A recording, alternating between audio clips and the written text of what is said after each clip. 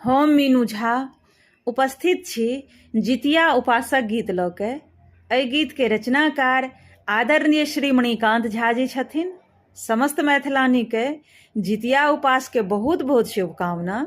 धन्यवाद। जय मिथिला, जय मैथिली।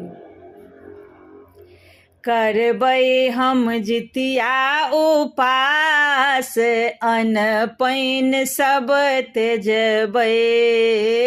करबै हम जितिया उपास, अन्न पानि सब त्यजबै।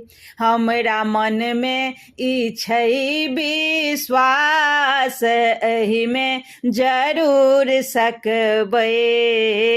करबै हम जितिया उपास, अन्न पानि सब त्यजबै। सतमी नहाय खाय मीन और मरुआ, घाटहि चढ़ायब खैर तेल करुआ। सतमी नहाय खाय मीन और मरुआ, घाटहि चढ़ायब खैर तेल करुआ। पितर पितरैनक बास, अन्न पानि सब त्यजबै।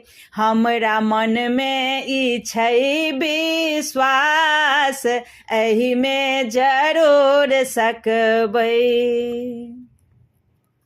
धिया पुता केर औरदा बढ़ायब, चिल्हो सियारक कथा सुनायब।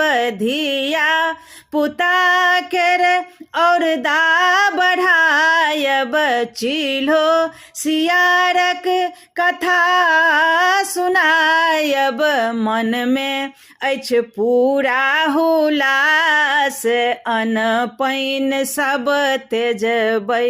हमरा मन में ई छै विश्वास, एहिमे जरूर सकबै। सब अपराध मोर क्षमब हे भगवन, हमरो बुझैत रहब सब दिन अपन।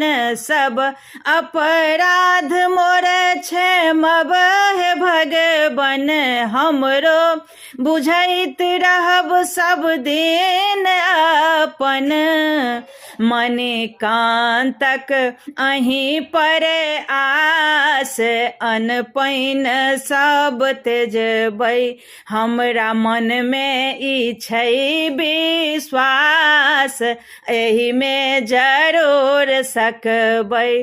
करब हमहूँ जितिया उपास, अन्न पानि सब त्यजबै।